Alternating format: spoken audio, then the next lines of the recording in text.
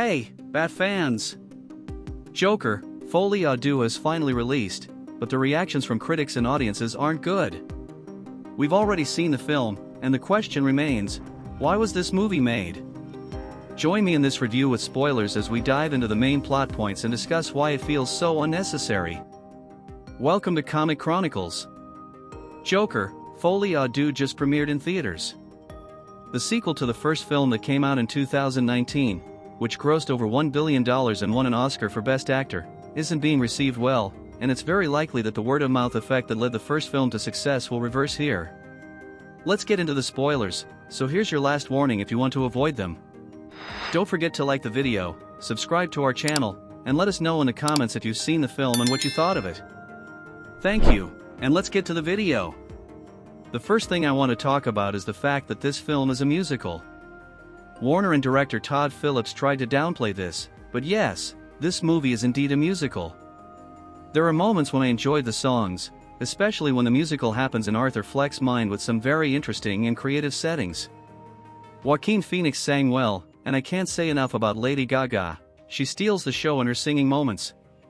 However, not everything is perfect. I felt that the musical aspect really faltered when set in the film's real world, whether it's Harley Quinn answering questions while the Joker sings or other situations, like during the interview with Arthur in Arkham, where he starts answering questions by singing. There reaches a point in the film where you just can't take any more songs, as there are quite a few. So for this reason alone, anyone who doesn't like musicals will probably not enjoy this film. Now, about the other standout character, Harley Quinn is great in the film. Here, she emerges as a character who has an obsession with the Joker, rather than with Arthur. You can tell that being the Joker's girlfriend is important to her. Lee Quinzel, as she's called in the film, plays a manipulative role in the story. I saw some comparisons made to the Harley Quinn from the Batman game by Telltale, who also manipulated the Joker. Lee Quinzel is the one who confronts Arthur Fleck's lawyer, who genuinely wants to help him in his trial and supports the idea that Arthur has two different personalities in his mind. One is Arthur himself, who theoretically didn't want to commit the murders, and the other is the Joker, the symbol of chaos who is fully confident. However, Harley is able to manipulate Arthur, which leads him to dismiss his lawyer to represent himself in court. Interestingly, the lawyer warns Arthur about Lee Quinzel. Harley had told Arthur that she had a similar background to his and even lived in the same neighborhood, but the lawyer reveals the truth to Arthur. Harley lives in a more upscale neighborhood and comes from a wealthy family. She entered Arkham when she wanted to get close to the Joker, and left of her own accord. Regarding Harley, I was pleased with her portrayal in the film, and to my surprise, she appeared more often than I expected. I feared she was only in Arthur's mind, but that wasn't the case. There's controversy around her potentially being pregnant with Arthur's child after they were together in Arkham before she left, and the film ends without confirming whether she was indeed pregnant and left with the Joker's baby or if it was just another lie. As for the ending, there's a scene where Arthur goes to the famous staircase from his old neighborhood in the first film. Harley is there, and Arthur arrives to escape with her. However, just moments before, during the trial, we see her in her room pointing a gun at herself.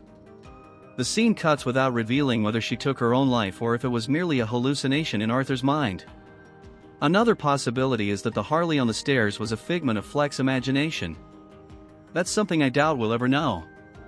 The Joker's lawyer is the only character in the film who genuinely wants to help Arthur but is blocked from doing so when he decides to represent himself in court.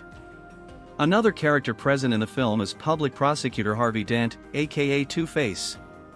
In this film, he doesn't have a dual personality or any of the traits from the comic books. He's simply a guy named Harvey Dent, the prosecutor accusing the Joker of the committed crimes, treated by many in the city as a revolutionary symbol, while he's actually a monster facing the death penalty. Aside from the Joker and Harley Quinn, Harvey Dent is the only character from Batman's comics that can be said to originate from the comics. Although Gotham and Arkham Hospital appear, the film has completely distanced itself from what the comics represent. However, there is a small Easter egg regarding Two-Face. After the courtroom explosion, where half his face is damaged by the explosion impact, that's the extent of it in the film. In my opinion, the biggest mistake of this film was its story. The narrative has a very slow pace, with very few settings compared to the first one. Basically, the whole film takes place in Arkham and the courtroom. Although characters talk about the impact the Joker had on the city, the fact that it isn't shown leaves the dialogue feeling shallow. It's only mentioned. Basically, the film fails to surpass the first one in any aspect. It tries but ultimately falls short. Despite the film being a musical and the story being weak, I believe the aspect people will dislike most about it is the character development of Arthur Fleck. It's a terrible arc. There was absolutely no development. The character regresses compared to how he ended the first film.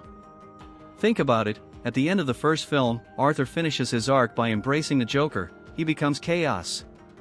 He's already in Arkham, presumably taking his meds, yet he implies he killed the psychiatrist treating him, as he leaves blood footprints in the hallway and tries to escape the guards. Then the second film starts, and he's back at a stage he has already surpassed, and the worst part is the final moments of the trial where he takes complete responsibility, accepts the death penalty, and claims there is no Joker. In other words, it's a deconstruction of the significant growth he experienced in the previous film. It's as if they wanted to discard the first film entirely. That was Todd Phillips' decision. Arthur Fleck is not the Joker, it's a regression in his development. At the end of the film, Arthur returns to Arkham, and we see nothing about the trial's outcome. While Arthur is watching cartoons with the other patients, a guard calls for him because he has a visitor. Following the guard, another patient comes forward, wanting to tell Arthur a joke, but in a chaotic moment, this patient kills Arthur and starts losing his mind even more.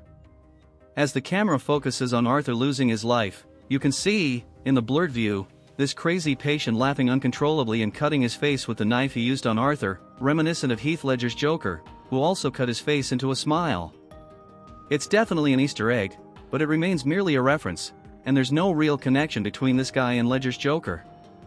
A curious detail is that this patient who killed Arthur appears several times throughout the film, always staring at Arthur, as if he admired him in some way.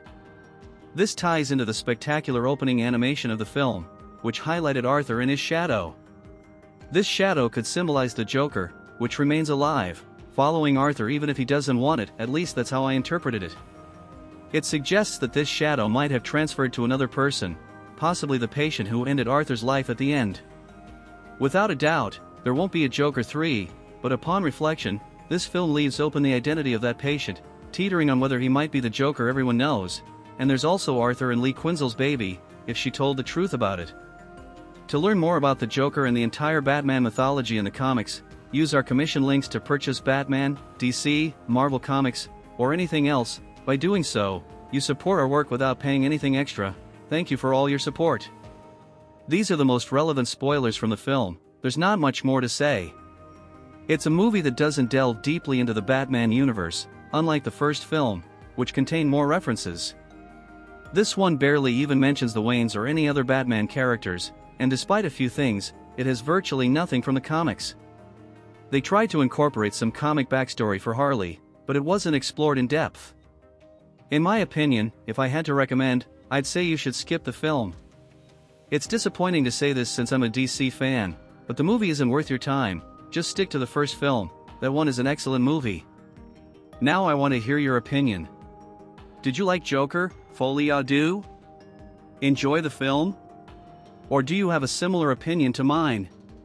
Write in the comments, give us a like, subscribe to the channel, and turn on notifications so you'll stay updated on everything related to comics, movies, series, animations, and all things involving our beloved superheroes. Thank you for being here in the video, and see you next time.